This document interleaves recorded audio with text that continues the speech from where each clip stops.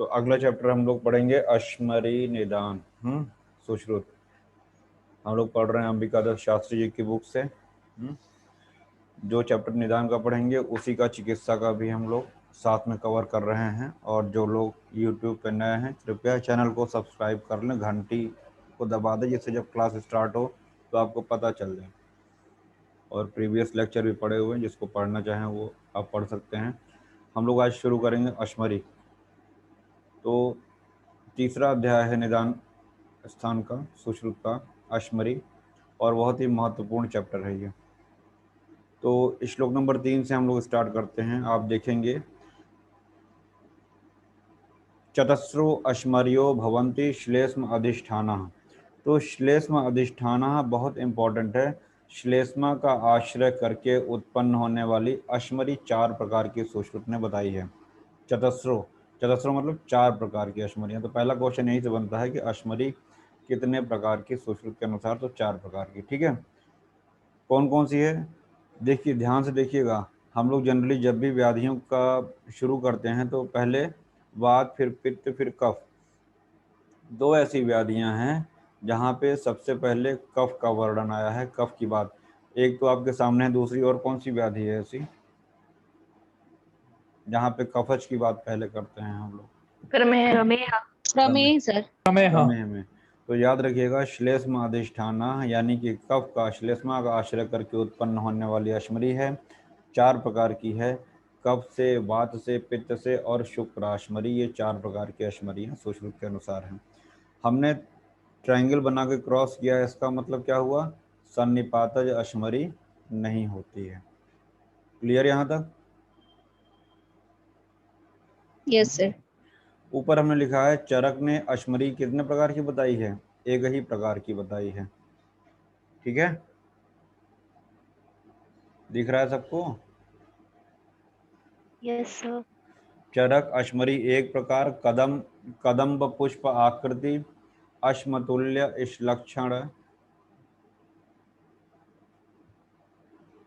इश्लक्षण और त्रिपुट।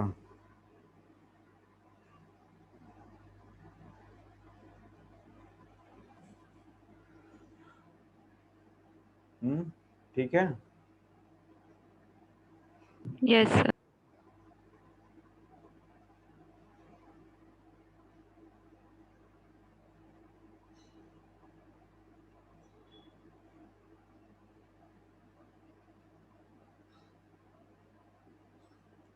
संप्राप्ति श्लोक नंबर 4 में अश्मरी कारण वमन, विरेचन आदि पंचकर्म द्वारा शरीर का संशोधन न करने से एवं मिथ्या आहार विहार रूपी कुपथ्य करने से कुपित हुआ श्लेष्मा मूत्र के साथ कुल मिला के हम कह सकते हैं कि संशोधन अगर गलत तरीके से किया जा रहा है या संशोधन न करने से, पंचकर्म न करने से और अपथ्य का सेवन, हम जानते हैं कि जनरली जो कैलकुलस बनते हैं वो अपथ्य के सेवन से ही बनते हैं।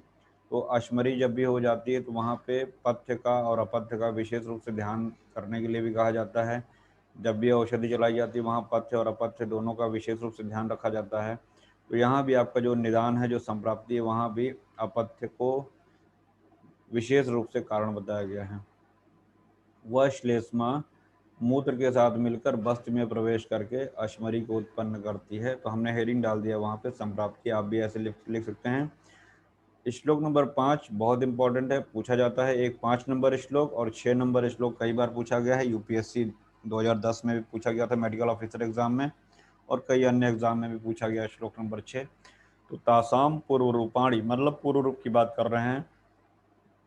बस्ति पीड़ा, बस्ती में पीड़ा होगी, है ना। अरुचि, भोजन में अरुचि हो जाएगी। मूत्र कृच्छ, बस्ती शिर और बस्ती का जो देखिए लिखा हो ना, बस्ती शिर, बस्ती द्वार, मुष्क और लिंग में पीड़ा। तो इतने स्थानों पे वेदना है, ज्वर है। ठीक है। और कृच्छावसादो बस्त गंधित्व मूत्र सेति, इंपॉर्टेंट है। बस्त गंध, बकरे की गंध का आना। कहाँ? मूत्र में बकरे की गंध का आना। ठीक है, यहाँ तक कोई समस्या? हम्म No, sir. कृच्छावसादो, ये दो शब्द आया है वस्त गंधत्वम के पहले। अब यहाँ पे अगर कृच्छता की बात करें और अवसाद की बात करें तो कृच्छता हम कहीं न कहीं मूत्रकृच्छ तो इन्होंने पहले ले लिया है, मूत्रकृच्छ तो हम उसको मूत्रकृच्छ नहीं मानेंगे, है ना। तो कृच्छता को यहाँ पे इन्होंने जो है कहीं न कहीं दौर्बल्य अवसाद इसको हम ले सकते हैं, है ना। तो ओरिजिनल कंटेंट है, याद रखिए, कृच्छा अवसादो वस्त गंधित्वम मूत्रस्येति, ये आपका पूर्व रूप है अश्मरी का। इसके बाद हम लोग देखते हैं अश्मरी के पूर्व रूप में मनुष्य वातादि दोष के अनुसार वेदना तथा रंग युक्त दूषित गाढ़ा तथा कलुषित मूत्र कठिनता से त्यागता है। कलुषित लिखा हुआ है, कलुषित कर सकते हैं उसको। यथा स्ववेदना वर्णम दुष्टम सांद्रम यथा विलम, आविलम है वो, अगर उसको संधि विच्छेद करेंगे आविलम, तो आविल को देखते ही हमारा दिमाग चला जाता है किधर, प्रमेह की तरफ, है ना। Yes. प्रकृतेण प्रभुतम प्रचुरम बारम बार मेहति, प्रमेह वहां पे आविल मूत्र त्याग करता है तो प्रमेह। तो यहाँ पे याद रखिएगा सांद्रम यथा आविलम पूर्व रूपे अश्मनः कृच्छान मूत्रम सृजति मानवः, श्लोक है, याद रखिएगा, ठीक है ना। तो ये अश्मरी के लिए आया है, कई बार पूछा गया है, याद रखिएगा। यथा स्ववेदना वर्णम, जैसा दोष होगा उसी के अनुसार वेदना, उसी के अनुसार वर्ण होगा वो, ठीक है। तो याद रखिएगा इस चीज को, मोस्ट मोस्ट इंपॉर्टेंट श्लोक नंबर 6। हमने यहाँ पे लिखा है ओ यू पी, अगर सबका पहला पहला लीजिएगा ऑक्सलेट यूरेट और पी, ओ यू पी। ओ जो होता है ऑक्सलेट वात से कोरिलेट कर सकते हैं, जो यूरेट होता है उसको पित्त से कोरिलेट कर सकते हैं, और जो फॉस्फेट होता है अश्मरी उसको कफ से कोरिलेट करते हैं, कर सकते हैं, करते नहीं, कर सकते हैं। क्लियर हुआ। ओ यू पी बी पी के। इसके बाद अश्मरियों के उत्पन्न हो जाने पर मूत्र त्याग करते समय नाभि बस्ती सेवनी मेहन इनमें से किसी एक में पीड़ा, मूत्र की धारा का मूत्र त्याग करते समय बीच में रुक जाना, रक्त का आना, मूत्र का इधर उधर विकिरण होना, यानी कि सीधी धार न गिरना, इधर उधर मूत्र का जाना, ये सभी कारण हो सकते हैं अश्मरी के, ठीक है ना। तो महती वेदना, बहुत अधिक वेदना होना, मूत्रधारा असंग, है ना, मूत्रधारा संग, मूत्रधारा मतलब वहां पे अवरोध होना, सरुधिर मूत्रता, रुधिर में जो है मूत्र का त्याग करना, मूत्र विकरण यूं समझ सकते हैं, जो मैं यूजी में था तो पढ़ते समय हम लोगों ने ऐसे उसको हमने समझा था, जैसे सपोज करिए कोई पाइप है और उसके टिप पे या अंदर कोई टिप पे ही समझ लीजिए कोई पत्थर है, या उस पर उंगली रख दीजिए अगर पाइप पे, तो धारा जो उसकी सीधे न जाके अगल बगल जाती है, या कोई अगर उसमें अवरोध हो रहा है तो धारा सीधे न जाके इधर उधर जो है फैलेगी। उसी तरीके से मूत्र विकिरण को यहाँ से आप देख सकते हैं, मूत्र विकिरणम, है ना। और इसके आगे लिखा हुआ गोमेदक प्रकाशम आविलम संस्कृत स्पृशति, गोमेदक प्रकाश इंपॉर्टेंट है, इसको याद रखिएगा, है ना। गोमेद मणि, गोमेद का संबंध किस ग्रह से होता है रस शास्त्र में अगर हम पढ़ते हैं तो?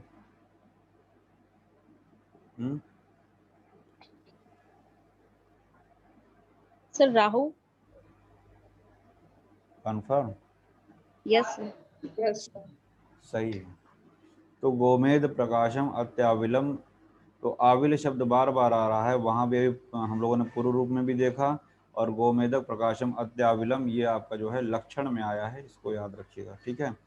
और दौड़ने से, तैरने, घोड़े या ऊंट की पीठ की सवारी करने और मार्ग से में चलने से अश्मरी रोगी को पीड़ा होती है। यहाँ ये बताया गया है कि इन इन कारणों से वेदना जो है बढ़ जाती है, रूजा बढ़ जाती है ना। तो याद रखिएगा इसको।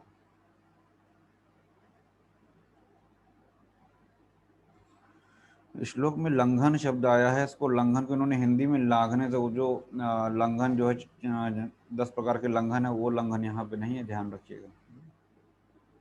तो गोमेदक प्रकाश इंपॉर्टेंट है, मूत्रधारा संग इंपॉर्टेंट था, रुधिर मूत्रता और मूत्र विकरण ये सभी जो है लक्षण यहाँ पे थे। अब आगे अलग अलग अश्मरियों की बात करते हैं जो एग्जाम में धुआंधार पूछा जाता है। तो सबसे पहले ही देखिए, अगर हमको 8वें श्लोक में अगर कफज अश्मरी की हम लोग बात करते हैं, श्लेष्मा अश्मरी की बात कर रहे हैं, तो कुछ पॉइंट हैं जो बार बार पूछे जाते हैं। पहला क्या है? कुक्कुटांड प्रतिकाशा, दिख रहा है ये? Yes sir. कुक्कुटांड मुर्गी के अंडे को बोलते हैं, है ना?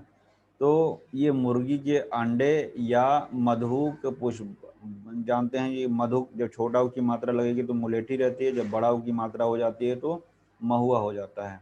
मधुक और मधुक में यही अंतर है, छोटा ऊ की मात्रा मुलेठी, बड़ा ऊ की मात्रा महुआ।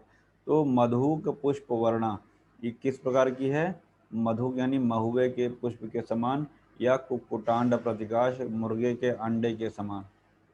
समझ में आ रहा है?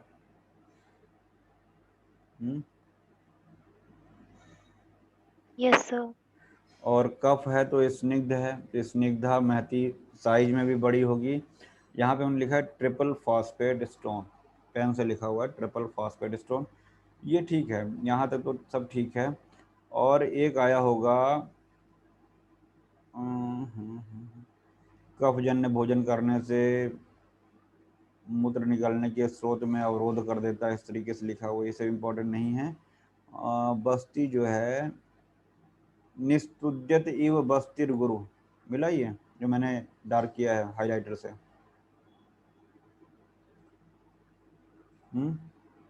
ये यस ये सर। ये मार्क करिएगा। और इस अश्मरी का जो वर्ण है वो श्वेत है, देखिएगा, अश्मरी छात्र श्वेता स्निग्धा महती कुक्कुटांड। तो आपको कुक्कुटांड प्रतिकाश मधु का पुष्प याद रखना है। एक इम्पॉर्टेंट इसमें यह है कि अष्टांग हृदय ने कफज अश्मरी को मधु वर्ण बताया है, दिख रहा है ये?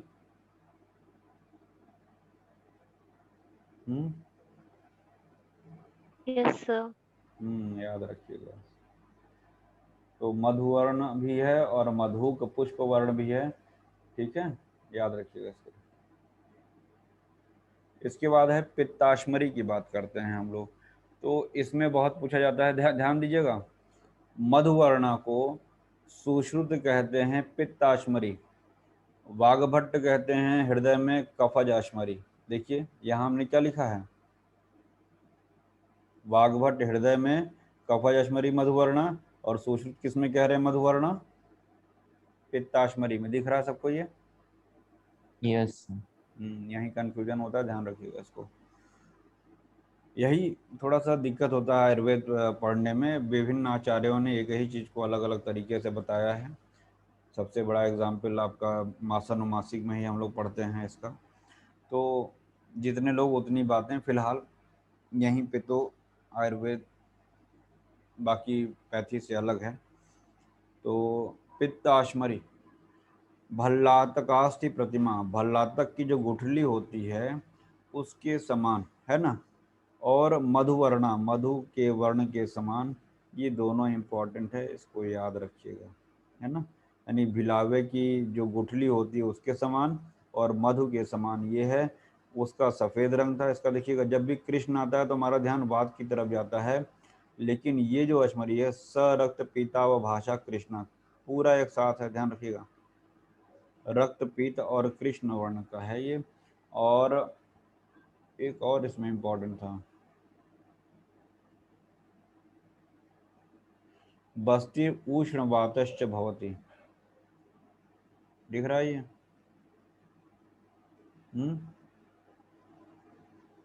ये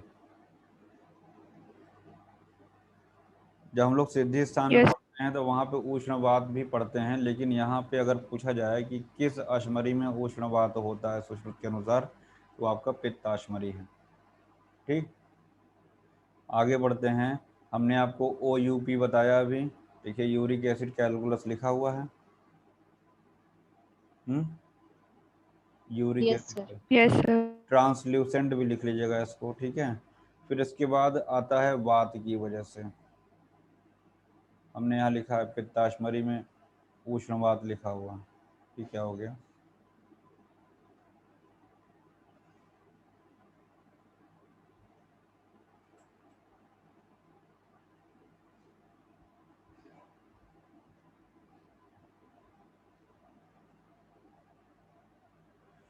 दिख रहा है सबको? Yes sir. जी सर। कुछ छोटा हो गया क्या साइज?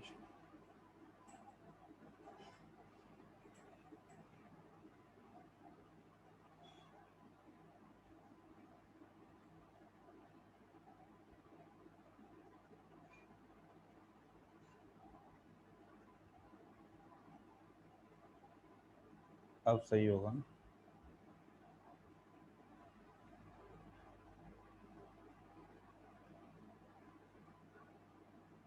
यस सर, अब ठीक है सर। वात की वजह से हम लोग बात करेंगे कदम्ब पुष्प। याद होगा जब हम अर्श पढ़ा रहे थे वहां भी कदम्ब कहीं पे आया था, कदम्ब करीर ये सब वहां भी आया था। वाता तो यहाँ भी वाताश्मरी में भी कदम्ब पुष्प और कंटक चिता ऐसा आया हुआ है। ठीक है, और एक और चीज़ है, दंतान खादति, दांतों को खाता है, यानी कि दांत जैसे चबाता है इस तरीके से। नाभि में पीड़ा है, और मेढ मृदनाति, ये सारी चीज़ें जो है इम्पोर्टेंट है वाताश्मरी में। ठीक है, जब वेदना होगा तो जो मेढ है उसको हाथों से जो है रगड़ने का या मर्दन करने का है, वहाँ पे उसको लगेगा कि हाँ हो सकता है इससे आराम लग जाए। और पायु स्पर्शति, अपने गुदा को बार बार स्पर्श करेगा, है ना। और विषर्दते विदहत, बार बार चिल्लाएगा। मतलब सबसे खतरनाक अश्मरी जो है वाताश्मरी। वैसे भी वात की वजह से वेदना ज़्यादा होती है, कुल मिला के यहाँ पे जो है वेदना अधिक है ना। तभी तो सारी देखिए, अब दंतान खादति, नाभि पीड़यति, मेड्रम मर्दनाति, पायु स्पृशति, विसर्जते विदहति, ये सारी बातें यहाँ पे आई हैं। और क्या है, वात मूत्र पुरीषाण कृच्छेण चास्य मेहतो निहसरंती। आई थिंक समझ में आ रहा होगा। मतलब कृच्छता के साथ इनका जो है निर्हरण होता है। ठीक है, थोड़ा सा इसको छोटा करना पड़ेगा।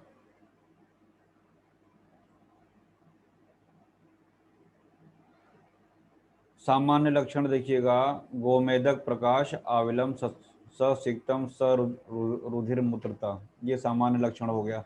भल्लातकास्य प्रतिमा कहाँ बताया? और मधुवर्णा पित्तज सर में। पित्तज। कुकुटांड प्रतिकाश और मधुक पुष्प वर्णा कहाँ आया? कफज में। कफज। यही हमने लिखा है, देखिए मधुवर्णा अष्टांग हृदय के अनुसार कफज में है, और मधुवर्णा सुश्रुत के अनुसार किसमें है? पित्तज में है। ठीक है, फिर इसके बाद वातज में हम लोगों ने क्या पढ़ा? दंतान खादति, नाभि पीड़ति, मेढ्र मर्दन और कदम्ब पुष्प कंटक चिता। सारी बातें हम लोगों ने यहाँ पे वातज, पित्तज और कफज अश्मरी के लक्षण में पढ़ ली। ठीक, बोलो। Yes sir. यस। अपने से जब तक नहीं पढ़ोगे ना समझ में आएगा। हम तो एक माध्यम मात्र हैं, क्लास खत्म सब साफ हो जाएगा। यहाँ पे अष्टांग हृदय और भाव प्रकाश का एक श्लोक लिखा हुआ है, सनीलम मुंजति शक्रिन मुहुर मेहति बिंदुशः। दिख रहा है सबको ये ऊपर? जी सर। लिखा हुआ है, वायु के साथ मल त्याग और बूंद बूंद मूत्र का त्याग होता है। वाताश्मरी का ये लक्षण लिखा हुआ है, तो इसको भी नोट कर लीजिएगा, डिफरेंस जरूर याद रखिएगा। हृदय और भाव प्रकाश, ये हमने आपको शुरू में लिखा दिया। चरक अश्मरी एक प्रकार, कदम्ब पुष्पाकृति, अश्मतुल्य इस लक्षण और त्रिपुट बताया। Yes sir. शुरुआत में ऊपर लिखा था।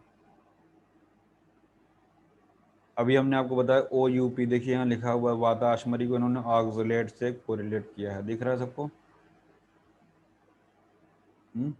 Yes sir. ऑक्सलेट हो गया, U से यूरेट हो गया, P से फॉस्फेट हो गया। आगे बढ़ते हैं हम लोग।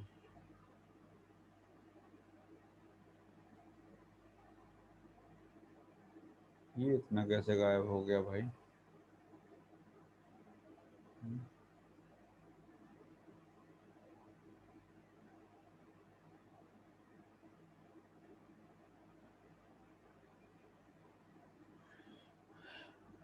चलिए, यहाँ देखिएगा, विशेष रूप से जो अश्मरी होती है बच्चों में संभावना अधिक होती है। देखिए बाला नाम लिखा हुआ है। जी सर। तो अश्मरी विशेष रूप से बच्चों के लिए है, ध्यान रखिएगा। दिन में शयन करने से कौन सा दोष बढ़ेगा? कफ। कफ दोष कफ बढ़ेगा। तभी हम लोगों ने देखा कि कफ मुख्य रूप से है इसमें। अध्यशन, बिना डाइजेशन पूरा हुए दोबारा भोजन कर लेना, है ना। शीत, स्निग्ध, मधुर ऐसे आहार का भोजन, ये भी कफ को बढ़ाएगा।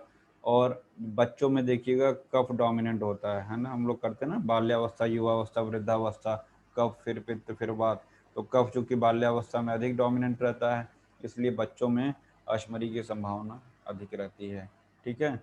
और कारण क्या लिखे हैं बच्चों में अधिक होने का? बच्चों की बस्ती और शरीर छोटा होने से एवं उनमें बस्ती के मांस का उपचय अधिक न होने से पैदा होता है, तथा उन अश्मरियों को यंत्र द्वारा आसानी से पकड़ सकते हैं और निकाल सकते हैं।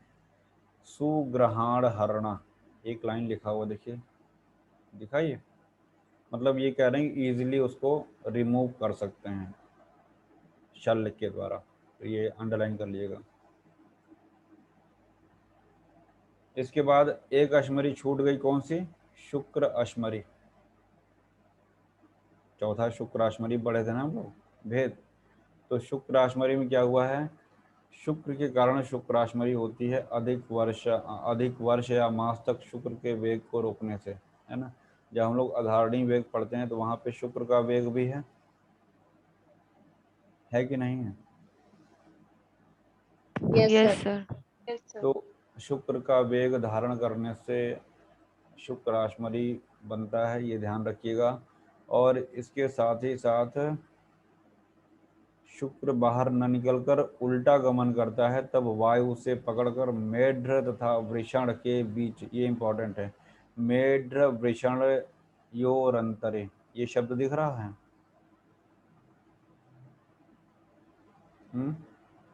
Yes sir. तो जो शुक्र आसमरी है वो मेढ्र और वृषण के मध्य में होगा, ये ध्यान रखिएगा। तो मेढ्र और वृषण के मध्य में शुक्र को एकत्रित कर दिया जाता है, और सुखाने का काम कौन करेगा? उसको, शुक्र को वात करेगा। और सूखने के बाद वो शुक्र आसमरी में परिवर्तित हो जाती है। और फिर लिखा हुआ है दबाने पर वह अश्मरी उन्हीं स्थानों में लीन हो जाती है। That is important. प्रवीलय मापद्यते, ये याद रखिएगा कि दबाने पे विलीन प्रवीलय मापद्यते ऐसा लिखा हुआ है। ठीक है, याद रखिएगा इसको कि कौन सी अश्मरी दबाने पे लीन हो जाती है। मैथुन अभिघातादि मैथुनाद्वा, ऐसा कुछ करके लिखा हुआ है वहाँ पे। ये सारी चीज़ें मार्क कर लीजिएगा, कुछ इसमें है नहीं खास। मेढ वृषण के मध्य, उसको याद रखिएगा। फिर इसके बाद आगे बढ़ते हैं हम लोग।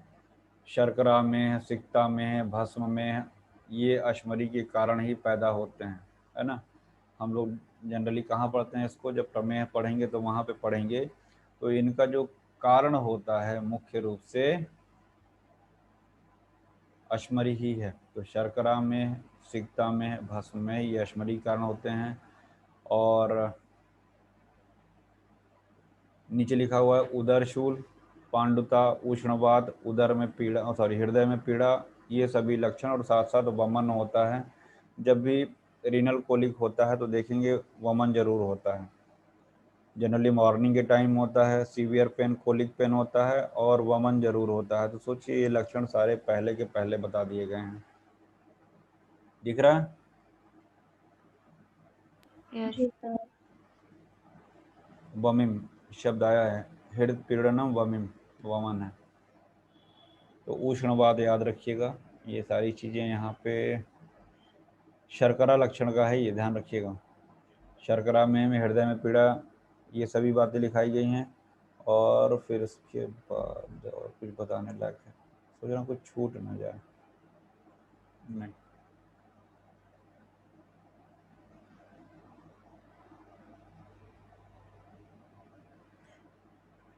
ध्यान दीजिएगा। अश्मरी निदान में ही सुश्रुत ने बस्ती के बारे में वर्णन किया है। ठीक है। अब यहाँ पे बस्ती जो एनाटॉमिकल जो संरचना है बस्ती की, ब्लैडर के, उसके बारे में सुश्रुत यहाँ पे बता रहे हैं। 18, 19, 20 देखिएगा ध्यान से।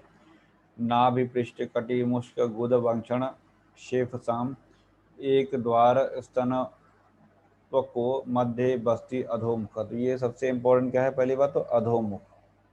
ठीक है। नाभि पृष्ठ कटी वृषण गुदा वंक्षण और मेढ्र, इनके बीच में एक द्वार वाली श्लोक में आया है एक द्वार, एक द्वार वाली पतली चर्म से बनी हुई तनु त्वको, तनु मतलब पतली, त्वक मतलब जो स्किन की बात कर रहे हैं, नीचे की ओर मुख मतलब अधोमुख है बस्ती का, इसकी बात कर रहे हैं बस्ती के बारे में, है ना। और बस्ती स्वरूप में तुम्बी के समान, अलाबू देखिए लिखा होगा ना, दिख रहा है ये, तो शेप कैसा बता दिया, अलाबू के समान है। और क्या बता रहे हैं, शिरा और स्नायुओं से घिरी हुई, देखिए आए हो, शिरा स्नायु परिग्रह, दिख रहा है, बोलते रहो। Yes sir. तो अधोमुख हो गया, अलाबू के आकार का, और शिरा स्नायु से घिरा हुआ चारों तरफ से, यहाँ पे बता दिया, है ना। और बस्ती को भी बताया हुआ है प्राणायतनम उत्तमम, और मलाधारा, मूलाधारा नहीं मलाधारा, किसको बता रहे हैं ये? बस्ती। बस्ती के बारे में। बस।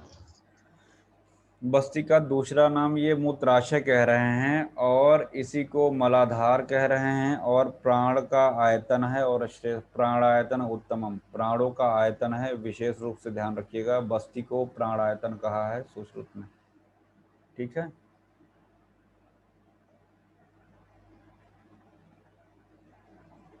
इसमें कुछ शब्द हैं, उसको ध्यान रखिएगा।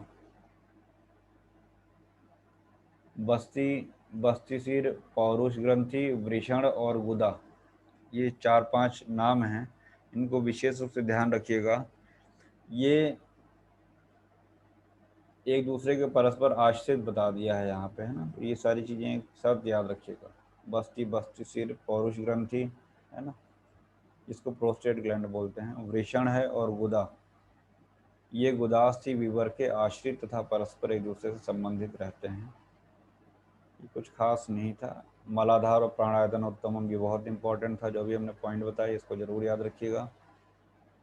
हम लोग पढ़ते हैं जनरली, मूत्र निर्माण प्रक्रिया का वर्णन सर्वप्रथम कहाँ आया है?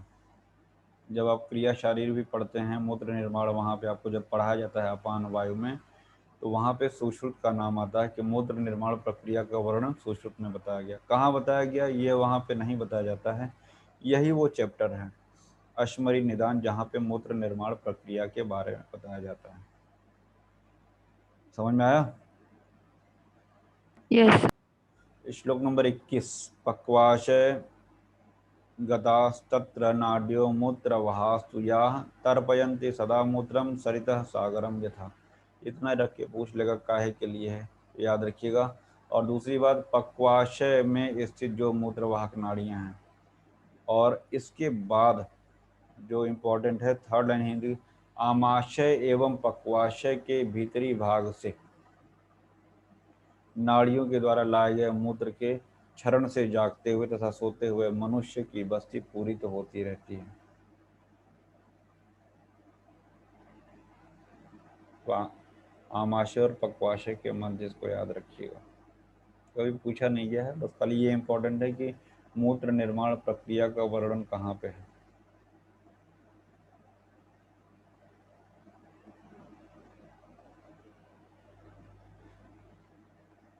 पूरे श्लोक का सार यहीं पे लिखा गया है, ये दिख रहा है क्या लिखा है?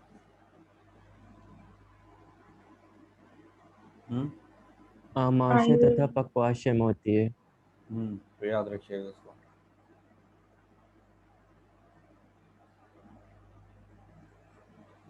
ये सब चीज़ें हम लोग पढ़ चुके हैं। अश्मरी का अधिष्ठान भूत दोष कफ होता है, और अश्मरी उत्पत्ति में कारण क्या है, वात पित्त कफ एवं उपस्नेह, दिख रहा है, इसको नोट कर लीजिएगा, नोट करिए इसको। अश्मरी अधिष्ठान भूत दोष कफ, अश्मरी उत्पत्ति में कारण वीपी के एवं उपस्नेह, देखिए लिखा हुआ है। जिस तरह मूत्र बस्ती में प्रवेश करता, उसी तरह उसके साथ वात पित्त और कफ भी प्रविष्ट होकर उप स्नेह या तलछट में अश्मरी रोग उत्पन्न करते हैं। यही हमने आपको भी नोट कराया, वात पित्त और कफ तीनों का इन्वॉल्वमेंट रहता है, और साथ ही साथ उप स्नेह। तो कह सकते हैं अधिष्ठान भूत दोष कौन सा हुआ? कफ। कफ। तो हमने यहाँ पे त्रिदोष प्लस उपस्नेह लिखा हुआ दिख रहा होगा आपको। Yes sir. जी सर। एक उपमा दी है 25 नंबर श्लोक में, जिस प्रकार नए घड़े में अति स्वच्छ पानी भरने पर भी कुछ समय के पश्चात उसमें कीचड़ के रूप में एकत्रित जम जाता है नीचे, वैसे ही बस्तिस्थ स्वच्छ मूत्र में भी कुछ काल के पश्चात अस्मरी पैदा हो जाती है। तो ये एक उपमा दी है, नवे घटे से याद रखिएगा। और कालांतरण पंख, पंख कीचड़ को बोलते हैं। जैसे नए घड़े में कुछ समय के पश्चात मिट्टी जम जाती है, कुछ गंदगी वहाँ पे जम जाती है, वैसे ही बस्ती प्रदेश में जो होता है मूत्र में भी कुछ समय के पश्चात बस्ती में अश्मरी उत्पन्न हो जाती है। उपमा दिए हैं यहाँ पे। 26 नंबर श्लोक की बात करते हैं। जिस प्रकार हवा और विद्युत की अग्नि आकाश के जल को बांधकर ओले बनाती है, उसी प्रकार वायु के सहित अग्नि बस्ती में मूत्र के साथ आए हुए कफ को बांधकर अश्मरी बनाती है। तो अब यहाँ पे कह रहे हैं विद्युत प्लस वायु। विद्युत क्या हुआ? एक तरीके से अग्नि हुआ, जो आकाश में बिजली चमकती है। और वायु यहाँ पे सुश्रुत ये बताने की कोशिश कर रहे हैं, जो ओले गिरते हैं वो ओले किसकी वजह से बनते हैं? ओले भी तो पत्थर ही होते हैं। वो जो पत्थर होता है किसकी वजह से बनता है? पहली बात तो हवा की वजह से, और दूसरा जो बिजली चमकती है, अग्नि जो ताप होता है ना, उसकी वजह से। यानी कि वी और टी, वात और तेज, टीवी की वजह से ओले बनते हैं, ये भी आप याद कर सकते हैं। टी मतलब तेज, काहे का तेज? जो बिजली चमकती है। वी मतलब वात, इससे बना ओला। वैसे ही वायु और टी यानी उसी टीवी से, टी मतलब पित्त और वी मतलब वायु, बस्ती में मूत्र के साथ आए हुए कफ को बांधकर, यानी कि टी और वी किसको बांध रहे हैं? कफ को। कफ को बंधक बना लिया है। तद बलासम, बलास किसको बोलते हैं? कफ को। कफ को। तद बलासम बस्तिस्थ ऊष्मा संघंति स अनिलः, मतलब ऊष्मा और अनिल ये दोनों जो होता है कफ को बंधक बनाकर अश्मरी उत्पन्न करते हैं। तो 26वां श्लोक भी याद रखिएगा, इतनी बार बोल दिए याद हो गया होगा। इसके बाद वात के प्रकृतिस्थ होने से बस्ती मूत्र में ठीक तरह से प्रवर्तित होता है। विशेष रूप से अपान वायु का कर्म होगा, जो वात का अनुलोमन करता है, मल मूत्र और गर्भ की प्रवृत्ति कराता है। लेकिन अगर अपान वायु दूषित हो जाएगा तो क्या होता है कि वात के विरुद्ध होने पर अश्मरी मूत्राघात अनेक विकार उत्पन्न करती है। मतलब अगर वात प्राकृतिक है तो मूत्र ठीक तरीके से प्रवाहित होता रहेगा, है ना। अगर वात दूषित हो गया है तो अश्मरी उत्पन्न करेगा, क्योंकि वात प्रतिलोम हो गया अनुलोम की जगह पे, अनुलोम की जगह पे, और अश्मरी को उत्पन्न कर रहा है। मूत्राघात, अश्मरी, ये सभी व्याधियां उत्पन्न कर रहा है। मूत्राघात, प्रमेह, शुक्र दोष तथा अनेक प्रकार के मूत्र दोष बस्ती में ही उत्पन्न होते हैं, याद रखिएगा, ठीक है ना। मूत्राघात, प्रमेहाश, शुक्र दोषाश तथा च, ये रेफरेंस याद रखिएगा, ये अश्मरी निदान का है। आगे बढ़ा जाए। Yes sir. सर। जागते रहो, जागते रहो, मेरे भरोसे अकेले मत रहो, अपने भी पढ़ते रहो, है ना।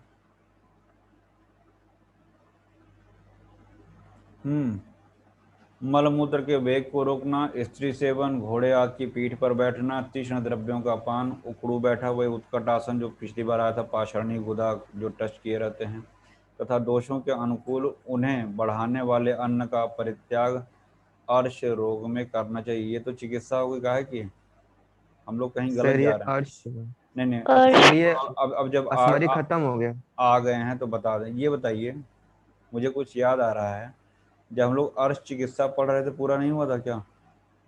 Yes sir. पूरा सर। नहीं हुआ था सर, भल्ला तक नहीं हुआ से था, बचा था। 10-15 मिनट को बचा हुआ था सर, आपने एक बोला। सेकंड रुक जाओ, तभी ये श्लोक नया नया सा लग रहा है। एक सेकंड रुक जाओ।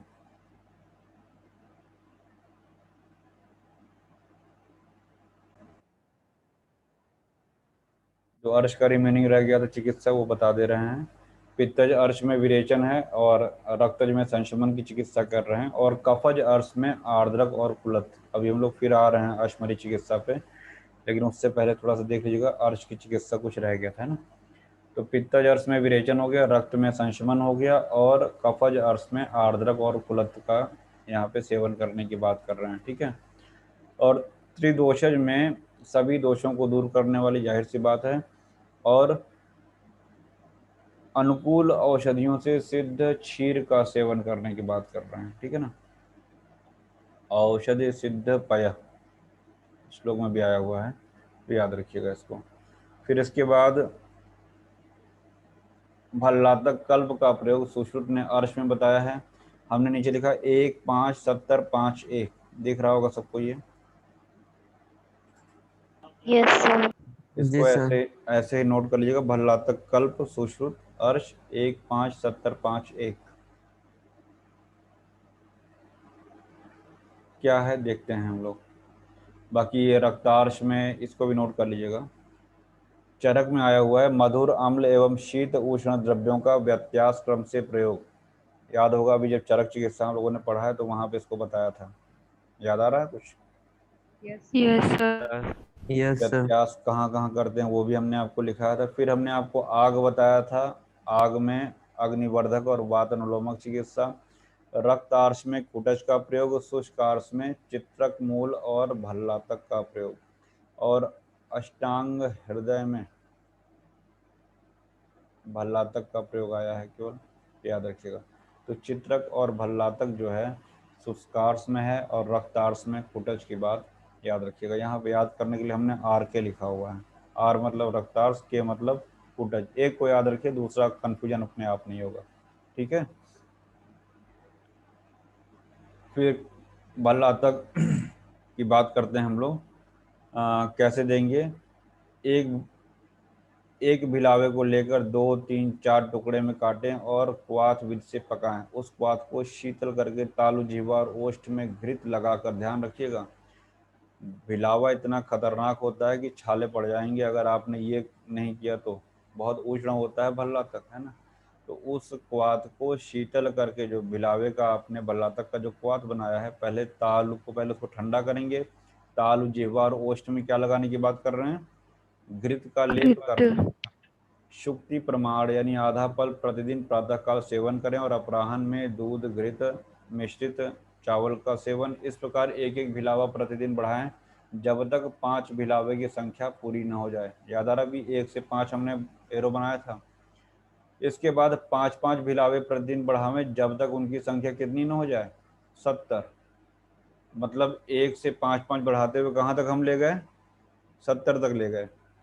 फिर 70 भिलावों की संख्या पूरी हो जाए तब 5 5 भिलावे को क्रम से घटाकर 5 5 भिलावों की संख्या जब तक न हो जाए तब तक ले आवेंगे। पढ़ लीजिएगा इसको। और कुल मिला के 1000 भिलावे का सेवन, दिख रहा होगा सबको 1000 भिलावा। Yes, sir. तो कुल जो है अर्श में कुल मिला के 1000 भिलावे का सेवन सुश्रुत ने बताया हुआ है। और सबसे इम्पोर्टेंट क्या है? सर्व कुष्ठ अर्श विमुक्तो, यानी कि सिर्फ अर्श में ही नहीं, सभी प्रकार के कुष्ठ में भी ये फायदेमंद है। और किसी 1 2 कुष्ठ या अर्श में नहीं, सर्व कुष्ठ और अर्श के लिए। और क्या है? ध्यान दीजिएगा, शतायुर्भवति, दिख रहा है ये? Yes, sir. Bhalla Yes, sir. भल्लातक कल्प के सेवन से आयु जो है 100 वर्ष हो जाती है। नीचे विमर्श में आया है त्रयो विकारा प्रायण ये परस्पर हेतवः अर्श, अतिसार और ग्रहणी। याद आ रहा है? सुश्रुत में कुछ शोष की बात भी हुई थी, याद आ रहा है? नहीं, वहाँ पे संभावना की बात थी जहाँ शोष आया था सुश्रुत में। रिवाइज करते रहिए। और ये जो भल्लातक की बात कर रहे हैं 1000 भलावे, कुल 35 दिनों तक चलता है।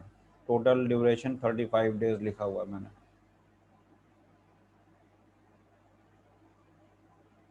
फिर इसके बाद द्विव्रणी चिकित्सा भी शायद हम लोगों ने नहीं पढ़ा हुआ है। उसके अनुसार भिलावे के निकाले गए स्नेह का प्रतिदिन प्रातःकाल आधा फल मात्रा में सेवन, यानी भिलावे के तेल के भी सेवन की बात कर रहे हैं। भिलावे की मज्जा से तेल निकाल लेंगे, है ना।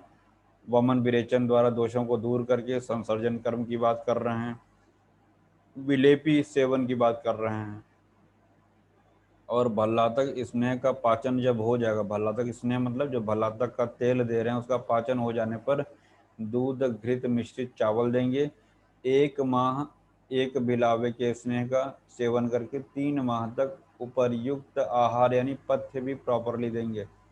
यहाँ भी शतायु आया होगा कि 100 वर्ष तक हो जाएगा, देखिए लिखा होगा 100 वर्ष की आयु प्राप्त करता है। 1 1 माह सेवन करने से आयु में 1 1 100 वर्ष की वृद्धि होती है। ये अतिशयोक्ति भी हो सकती है, तो फिलहाल रेफरेंस याद रखिएगा कि भल्लातक के लिए है, सुश्रुत ने अर्श चिकित्सा में बताया है। 19 नंबर श्लोक इंपॉर्टेंट है, थोड़ा सा थकान दूर करके 19 और 20 ध्यान से देखिएगा। बोलें? Yes, sir. Yes, जी sir. सर। जिस तरह खदिर और विजय सार, ध्यान दीजिएगा हमने क्यों कहा कि इम्पोर्टेंट है, श्लोक देखने से थोड़ा सा चैप्टर का कंफ्यूजन हो जाता है। खदिर जो होता है कहाँ हम लोग प्रयोग करते हैं, खदिर कुष्ठग्न नाम। कुष्ठ। बीजक की अगर हम बात करें तो विजय सार जो होता है जनरली प्रमेह में प्रयोग करते हैं, डायबिटीज में प्रयोग करते हैं, है ना। यहाँ लिखा हुआ है जिस तरह खदिर और विजय सार यानी बीजक की बात कर रहे हैं, सभी प्रकार के कुष्ठों का नाश कर देते हैं। तथैव अर्शांसि सर्वाणि, कौन? वृक्षक अरुष्करो। वृक्षक यहाँ पे किसको बोल रहे हैं? कुटज को, है ना? कुटज का पर्याय वृक्षक है और अरुष्कर भल्लावे को बोल रहे हैं, भल्लातक को बोल रहे हैं। तो जैसे खदिर और बीजक यानी जो आपका बीजकसार है जैसे कुष्ठ को नष्ट कर देता है, सभी प्रकार के कुष्ठों को, वैसे ही कुटज और भल्लातक, वृक्षक और अरुष्कर, ओरिजिनल याद रखिएगा आपका, सभी प्रकार के अर्श को नष्ट कर देता है। रेफरेंस विशेष रूप से याद रखिएगा, हो सकता है कभी कभी फिल इन द ब्लैंक्स दे दे, तो श्लोक विशेष रूप से ध्यान रखिएगा। अर्श चिकित्सा आगे लिखा हुआ है 20 नंबर श्लोक में, हरिद्रायाः प्रयोगेण प्रमेयः इव षोडश। वैसे भी जब हम लोग आग्रह पढ़ते हैं निशा आमलकी प्रमेय हराणम पढ़ते हैं अष्टांग हृदय का, Yes, sir. अष्टांग हृदय उत्तर तंत्र जब रसायन हम लोग लास्ट में पढ़ते हैं, रसायन चैप्टर लास्ट में उत्तर तंत्र में, तो वहाँ पे आया हुआ अग्रह प्रकरण में आया हुआ है कि निशा आमलकी प्रमेय हरणम। तो वैसे भी जो निशा है, जो हरिद्रा है, वो सभी प्रकार के प्रमेय के लिए उपयोगी है। तो जिस प्रकार हरिद्रायाः प्रयोगेण प्रमेयः इव षोडश, 16 प्रकार के प्रमेय की बात कर रहे हैं, असाध्य प्रमेय की बात नहीं की। असाध्य प्रमेय कौन सा होता है? वातज। हाँ, तो वातेज। वात को हटा दिया है। अब सोचिए मधुमेह तो वात में ही है, तो सुश्रुत ने यहाँ पे उसको एक्सक्लूड कर दिया है। ये सिर्फ पित्तज और कफज की बात कर रहे हैं। इस प्रकार 16 प्रकार के प्रमेयों में हरिद्रा उपयोगी है। क्षार अग्नि नाति वर्तन्ते तथा दुष्याः गुदोद्भवाः, उसी तरह क्षार और अग्नि के प्रयोग से दृश्य अर्श नष्ट हो जाते हैं। याद रखिएगा यहाँ पे अभी हम लोगों ने शुरू में 4 प्रकार की चिकित्सा पढ़ी थी, भेषज, अग्नि, क्षार और क्या था? शस्त्र। कर्म। तो ये जो दृश्य है, जो दिखाई देगा, उसी की बात कर रहे हैं। कैसे? अग्नि और क्षार से। क्षार कहाँ पे करेंगे और अग्नि कहाँ करेंगे? कर्कश वाला वो याद आ रहा है? कर्कश अग्नि में। अग्नि। और तनुमूल में क्या था? तनुमूल शस्त्र कर्म था। क्षार कहाँ पे था? क्षार का प्रयोग कहाँ था? अवगाढ़ में से। पढ़ते रहो पीछे का। श्लोक नंबर 21 में आइए। अब ये गुदोद्भवा वगैरह देख के क्षार अग्नि नादि वर्तन्ते, ये तो ठीक है, पहला हाफ देख के आदमी प्रमेय की तरफ भागेगा। तो रेफरेंस याद रखिएगा, ये अर्श चिकित्सा का है, न कि प्रमेय का है। गृदानि दीपनियानि लेहाय अयस्य कृत्या, तो याद रखिएगा यहाँ पे आपका काहे की बात कर रहे हैं? अयस्कृति की बात। संस्कृति। अयस्कृति का वर्णन सुश्रुत में यहाँ पे आया हुआ है, ध्यान रखिएगा। दोषों की वृद्धि को देखकर दीपनीय घृत लेह, विशेष रूप से कुटजादि लेह इन्होंने ब्रैकेट में कर दिया है। अयस्कृति सुरा और आसवों का प्रयोग। वैसे भी यहाँ पे जब अग्निमान है तो दीपन कर्म करेंगे ही, ठीक है।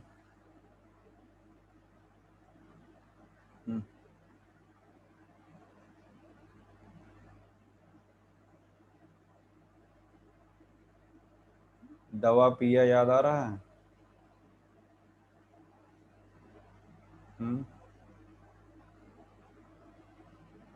दवा पिया क्या बताया था?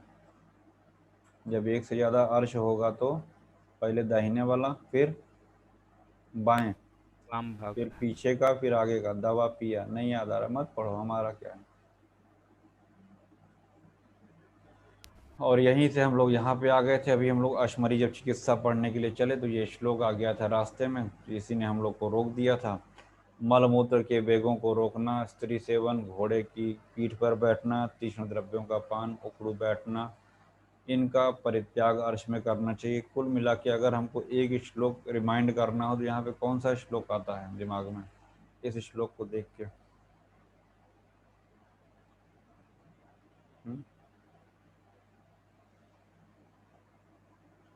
संक्षेपतः क्रिया योगो निदान निदान परिवर्तन। परिवर्तन। निदान परिवर्तन। कुल मिला के जो कारण बताए गए थे उन्हीं कारणों का त्याग करने की बात कर रहे हैं। वेगावरोध, स्त्री पृष्ठ, यान उत्कट आसनम, इन सभी का त्याग करने की बात कर रहे हैं। ठीक है, इसके बाद नीचे देखिएगा एक लिखा हुआ त्रिविक्रम रस दिख रहा है, शारंगधर का योग। इसमें ताम्र और अजाक्षीर का प्रयोग कर रहे हैं। पारद गंधक का है और निर्गुंडी स्वरस की भावना लिख लीजिए। बालुका यंत्र का प्रयोग किया जाता है इसके निर्माण में। और इसकी मात्रा जो है 2-2 रत्ती की गोली 1 माह में अश्मरी को नष्ट कर देता है। और अनुपान क्या है इसका? बीज पूरक मूल। समझ में आ रहा है? त्रिविक्रम रस, ताम्र, अजाक्षीर, पारद, गंधक, इसमें निर्गुंडी सरस की भावना, बालुका यंत्र का प्रयोग, मात्रा 2-2 रत्ती 1 माह में, यानी 2 रत्ती ही रखिएगा, मात्रा 2 रत्ती 1 माह में अश्मरी को नष्ट करना। और अनुपान बीज पूरक मूल। अब हम लोग अश्मरी में आ गए हैं, जो हमारा टॉपिक आज का चल रहा था वहीं आ गए हम लोग।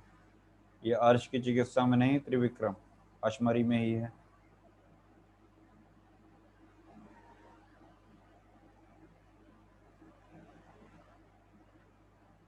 अब देखिए श्लोक नंबर 3, अश्मरी चिकित्सा में आ गए हम लोग। निदान पढ़ा हम लोगों ने, अब चिकित्सा में आ गए। अर्श को भूल जाइए थोड़ी देर के लिए, जो छूटा हुआ था वो हमने आपको कवर कर लिया। फिर से अश्मरी में वापस आ जाइए। त्रिविक्रम रस के बाद लिखा हुआ श्लोक नंबर 3 में अश्मरी दारुणो, है ना, मतलब दारुण व्याधि है, भयंकर व्याधि है, इसे यमराज के तुल्य घातक समझना चाहिए। अंतक व्याधिर अंतक प्रतिमो, अंत कौन करता है? यमराज करते हैं, लेके चले जाते हैं। और औषधे तरुण साध्य, मतलब जो नवीन अश्मरी है औषध चिकित्सा से साध्य। तरुण मतलब जो नई अश्मरी है, जीर्ण की बात नहीं कर रहे हैं।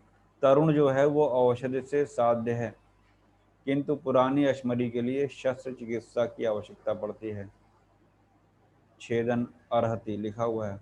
प्रवृद्ध जो बढ़ चुकी है, जो पुरानी हो चुकी है, उनका जो है शस्त्र कर्म करना पड़ेगा, छेदन कर्म करना पड़ेगा। श्लोक दिख रहा है सबको तीसरा? Yes sir. याद रखिएगा, ये भी किसके लिए है? सिर्फ इतना ही रख देगा किसके लिए है, सिर्फ इतना श्लोक का पार्ट रख दिया जाएगा।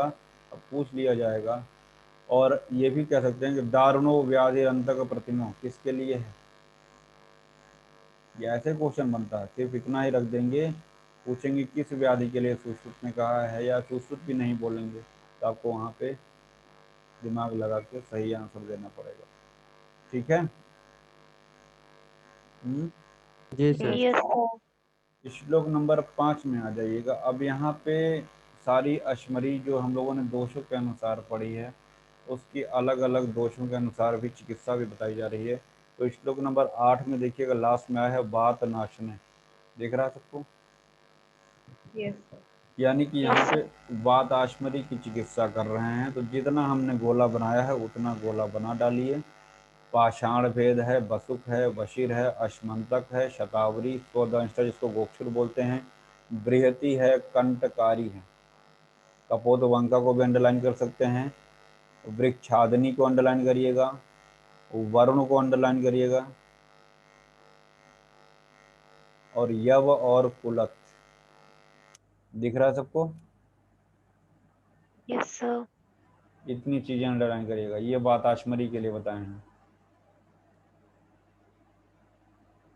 और सबसे इंपॉर्टेंट एक उष्कादि गण आया होगा, देखिए उष्कादि प्रतिवापमेषाम, जो हम लोग गण पढ़ते हैं वहां पे उष्कादि गण की बात कर रहे हैं। उष्कादि गण का कल्क डालकर इन औषधियों से सिद्ध करें। कपोतवंका ब्राह्मी को बोलते हैं, ठीक है, कपोतवंका ब्राह्मी को बोलते हैं। एक बार देख लीजिएगा, यह घृत, एक घृत बनाने का योग बताया है विशेष रूप से, ठीक है ना। तो पहले कंटेंट के आधार पे हम इसको पाषाण भेदादि घृत भी कह सकते हैं। तो पाषाण भेद है इसमें। बसुक श्वेतार को बोलते हैं, ऐसा लिखा हुआ है। वशिर जो है रक्त अपामार्ग गजविप्ली भी कह दे रहे हैं। अश्मंतक जानते ही हैं। कोई समस्या यहाँ तक? No, sir. फिर पित्तज की बात। पित्त नाशन में क्या है? कुश, काश, सर, गुंद्रा, इतकट, मोरटो, अश्मभूत, है ना। हम लोग महाकषाय पढ़ते हैं। एक जो है आपका, दो ऐसे महाकषाय बताइए जहाँ पे तृण पंचमूल का वर्णन आया है चरक में। सर स्तन्य जनन। और मूत्र करके कुछ आया होगा, पढ़िए सर महाकषाय। मूत्र विरेचनीय है मैम। तो कुश, काश, सर, गुंद्रा, इतकट, मोरड, अश्मभित, है ना। तो ये श्लोक की लाइन याद रखिएगा। इसको कहाँ का है? पित्ताश्मरी के लिए है। त्रपुस और एरवारुक, ये भी दो आए हैं, दिख रहा होगा। पुनर्नवा और शीरीष को अंडरलाइन करिएगा। शिलाज और मधुक मुलेठी, शिलाजतु और मधुक मुलेठी, हो गया। Yes, sir. और एक देखिए गोक्षुर कहीं आया होगा, गोक्षुर यहाँ भी है। हाँ, ये त्रिकंटक गोक्षुर का दूसरा नाम है ना। त्रिकंटक गोक्षुर का दूसरा नाम है। Yes sir. तो पुनर्नवा हो गया, शीरीष हो गया, त्रिकंटक हो गया। वरी शतावरी को ही बोलते हैं, बिदारी, वाराही, है ना। भल्लुक शिवनाग का नाम है, ऊपर भी था। पाटला हो गया, पाठा, ये सब चीजें कभी पूछा नहीं जाएगा, पित्ताश्मरी के लिए प्रयोग कर रहे हैं। तो इन सभी के बीज का कल्क मिलाकर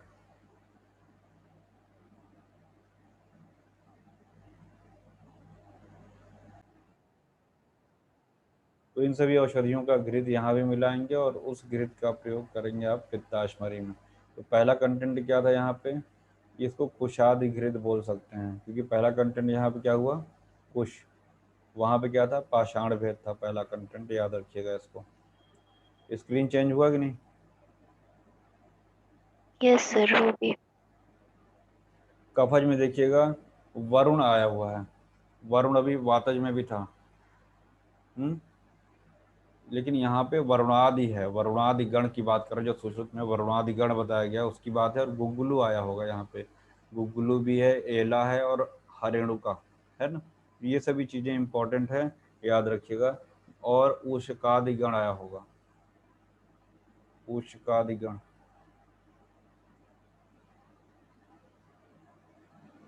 इस घृत को अजा ये घृत में बना रहे हैं, ध्यान दीजिएगा, आया होगा कहीं पे अजा घृत, अजा सर्पी, ये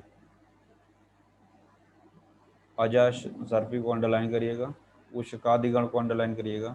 ये आपका कफज अश्मरी के लिए है। इसके बाद कुछ नॉनवेज की बात करते हैं। क्रौंच, ऊंट और गधे की हड्डी, है ना। क्रौंच, उष्ट और रासभ, करभ, जो भी आप पढ़िए, इनके हड्डी, गधे की हड्डी, गोखरू, मूसली, तालमूलिका जो बोल रहे हैं, अजवाइन और कदम्ब की जड़, ये तमाम चीज़ें दे रखी हैं।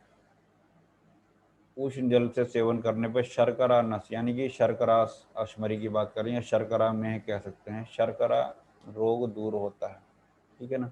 इसके बाद त्रिकंटक के बीज यानी गोखरू के बीज किसको मिला के? मक्षिका यानी मधु मिला के। यहाँ भेड़ लिखिएगा, बकरी नहीं है। अभी जो है भेड़ को बोलते हैं। अभी क्षीरण लिखा हुआ है ना। और कितने दिन तक पीना है? 1 सप्ताह तक। ये भी योग याद रखिएगा। गोखरू, मधु, आवी क्षीर, अश्मरी को नष्ट करने के लिए कितने दिन तक पीने की बात कर रहे हैं? 1 सप्ताह। अभी हम लोगों ने सप्तरात्र प्रयोग किया था, षडधरण योग, याद आ रहा है? जब वात रक्त वाला जो बात यस रही, सर। Yes, sir. ये भी सप्ताह भर है, याद रखिएगा। एक अभी हमने आपको जब कौमार वृत्त पढ़ा रहे थे तो वहाँ पे स्नेहन की भी बात किसी व्याधि में आई थी। 1 सप्ताह कुछ स्नेहन था वहाँ पे, याद आ रहा है?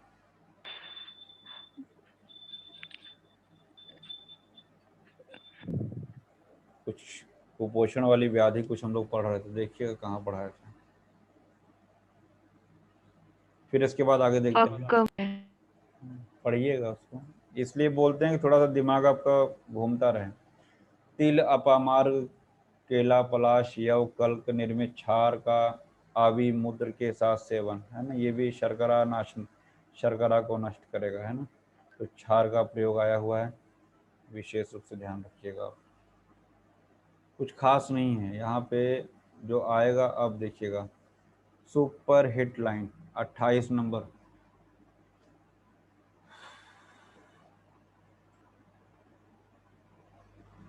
के बाद 29 नंबर श्लोक में देखिए, पहला हाफ लिखा हुआ है, अक्रियायाम ध्रुवो मृत्यु क्रियायाम संशयो भवेत्। दिख रहा है सबको? Yes, sir. इसका मतलब क्या हुआ? नहीं चिकित्सा करोगे तो मरना तो तय है। शायद क्रिया करने से यानी चिकित्सा प्रयास करने से कुछ संभावना बनी रहे, वो बच जाए, ऐसा कहते हैं सुश्रुत। किस व्याधि के संदर्भ में? अश्मरी चिकित्सा में।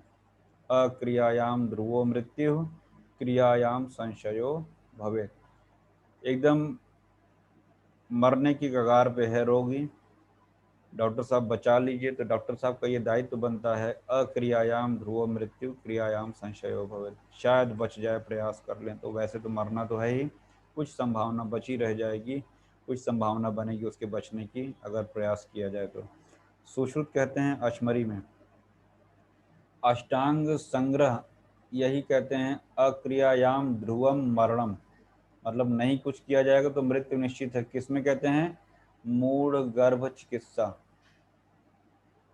दिख रहा है सबको?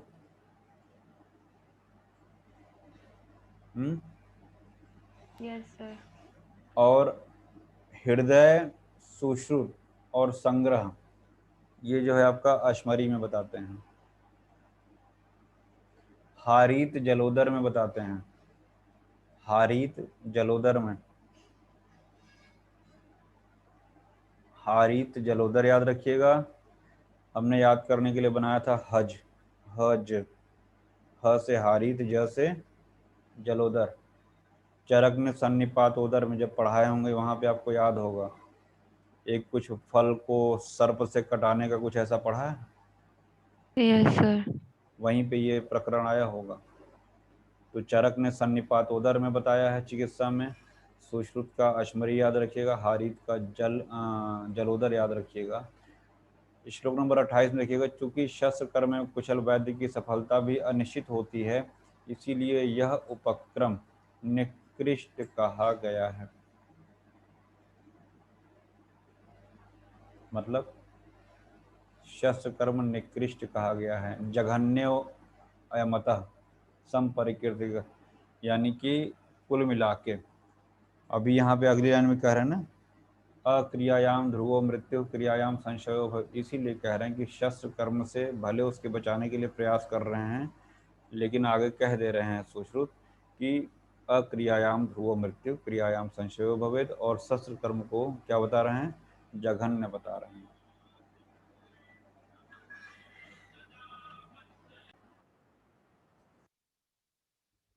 तो ये हो गया ना, अश्मरी के लिए बताया है सुश्रुत ने, हारित ने जलोदर के लिए, चरक ने सन्निपातोदर में बताया है, और जघन्य अयमतः मतलब ये अश्मरी के लिए जो शस्त्र कर्म बताया है उसको जघन्य बताया है, निकृष्ट बताया है, ये भी याद रखिएगा। और जब हम लोग शल्य कर्म करेंगे, इसके आगे की बात थोड़ा सा यहाँ पे बताई जा रही है, ध्यान दीजिएगा। जो शस्त्र कर्म करेंगे अक्रियायाम ध्रुवो, वहाँ पे शस्त्र कर्म करने की बात कर रहे हैं। इसके अनंतर रोगी का स्नेहन करेंगे, है ना, दोषों को दूर करेंगे पूर्व कर्म के द्वारा, और अभ्यंग स्वेदन ये सब करा रहे हैं, और शुद्ध करके भोजन करावें। और ये तमाम चीजें अग्रोपहरणी अध्याय में जो बातें बताई गई हैं उसको थोड़ा सा एक बार देखने की बात कही है उन्होंने। और फिर कह रहे हैं बल संपन्न एवं न घबराने वाले रोगी को, मतलब डरा हुआ भीरू भी न रहे, घबराया हुआ न रहे। ये क्वेश्चन पूछा गया, रोगी को घुटने की ऊंचाई के बराबर चौकी पर पूर्व अभिमुख बैठाएं, यानी रोगी का मुख किधर रहेगा, पूरब की ओर, सनलाइट की तरफ। और जिस पे बैठाएंगे वो रोगी के घुटने के ऊंचाई के बराबर होना चाहिए चौकी, है ना। दो चीजें ध्यान रखिएगा यहाँ पे। और आपको एक बात और देखना है, कटी प्रदेश कुछ ऊंचा कपड़े की गद्दी नितंब के नीचे लगाना है, और कोहनी को सिकोड़ करके एक दूसरे के साथ रज्जू। ये तब की बातें थी जो आजकल के मॉडर्न ओटी नहीं थे, ये तब की बातें हैं। फिर भली भांति नाभि प्रदेश में स्नेहन करेंगे, और बाएं तरफ नाभि के नीचे मुट्ठी से तब तक दबावें, किसी का अनम्यूट है, म्यूट कर लीजिएगा, मतलब मैनुअली करके वो अश्मरी को नीचे की तरफ ले जाने की बात कर।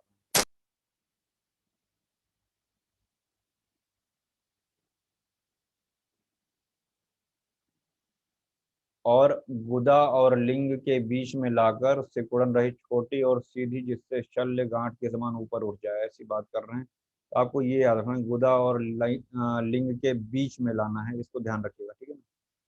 ये लाइन आपको याद रखना है, गुदा और लिंग के बीच में लाना है मैनुअली उसको, ठीक है। तीन बातें याद रखना है, ऊंचाई कितनी होगी रोगी के घुटने के ऊंचाई पे, मुख किधर रहेगा, पूरब की ओर, और अश्मरी को कहाँ तक ले आना है, गुदा और लिंग के बीच में लाना है। क्लियर हुआ? Yes yes sir. डरा हुआ न रहे, आश्वासन वगैरह उसको दे दीजिए, है ना, कि परेशान मत हो, ठीक हो जाओगे, घबराओ मत, डरो मत। यदि शल्य को पकड़ लेने पर रोगी के नेत्र स्तब्ध हो जाए, वह मूर्छित हो जाए, मुर्दे के समान गर्दन लटका दे तथा चेष्टा रहित मृतक के समान प्रतीत हो, तो उस रोगी का शल्य नहीं निकालना चाहिए। मतलब सर्जरी स्टार्ट हो गई है, शल्य को मतलब अश्मरी को पकड़ भी लिया हुआ है यंत्र से, लेकिन मूर्छित हो रहा है, ऐसा लग रहा है बिल्कुल मरणासन्न हो गया है, तब ऐसी कंडीशन में छोड़ दीजिए, वहां पे शल्य को मत निकालिए, ये भी बात कह रहे हैं, ठीक है। ये बहुत पूछा जाता है, अब जो बताने जा रहे हैं बहुत पूछा जाता है। श्लोक नंबर 33 और 34 ध्यान से देखिएगा। यही पूछा जाता है, वाम पार्श्व में सेवनी को एक यव छोड़कर अश्मरी के प्रमाण के अनुसार चीरा लगाना है, ठीक है ना। तो कहाँ पे लगाना है, वाम पार्श्व में सेवनी को एक यव छोड़ना है। सेवनी को कितना यव छोड़ना है, ये इंपॉर्टेंट है, एक यव। सेवनी यव मात्रेण मुक्त्वा, दिख रहा है सबको। Yes sir. सव्य का मतलब होता है बायां, सव्य का मतलब होता है बायां, की वाम पार्श्व में सेवनी को एक यव छोड़ के चीरा लगाना है।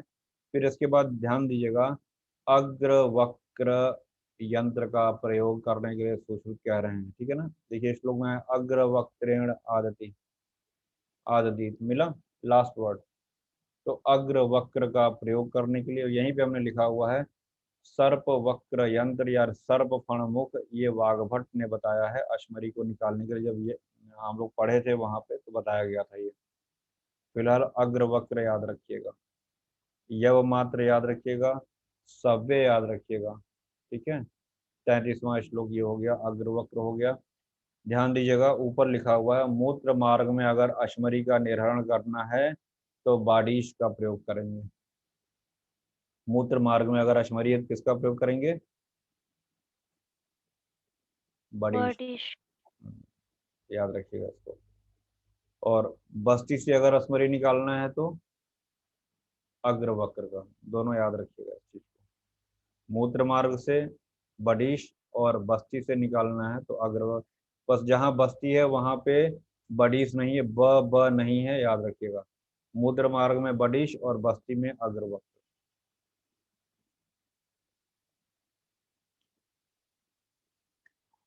स्त्रियों का गर्भाशय बस्ती के पार्श्व के निकट में ही रहता है। अभी यहाँ पे कहा गया कि वाम पार्श्व में सव्य में सेवनी को यव मात्र, इस तरीके से वहां पे चीरा लगाने की बात कही है।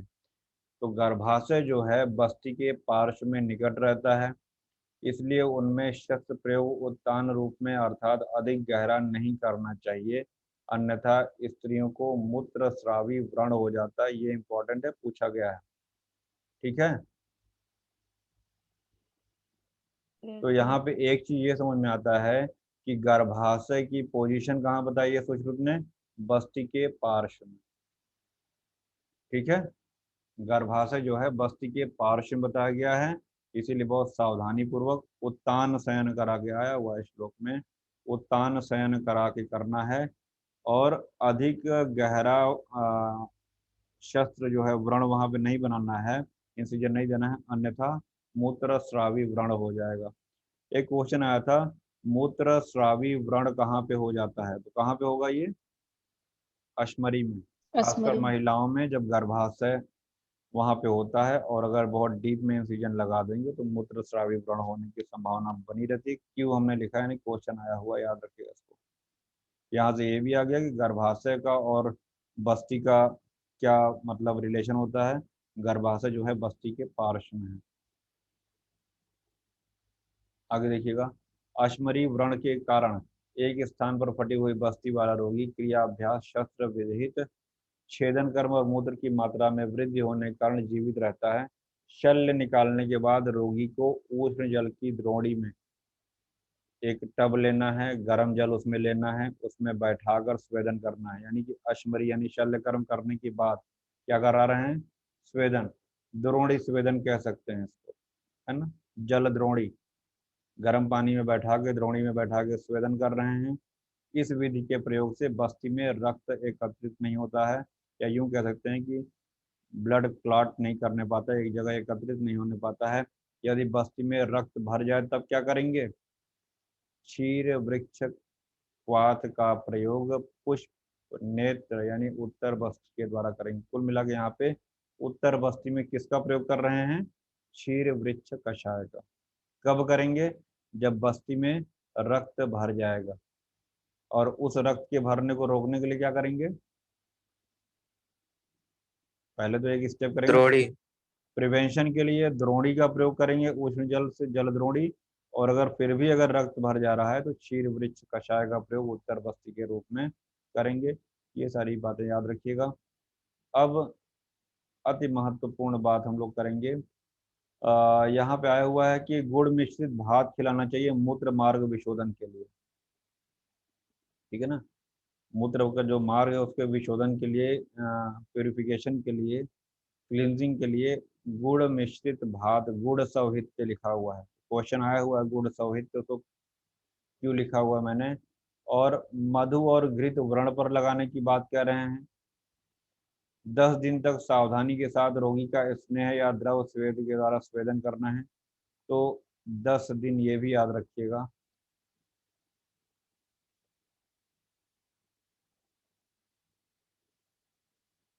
अग्निकर्म भी करना है, अग्निकर्म खाली अंडरलाइन कर लीजिएगा।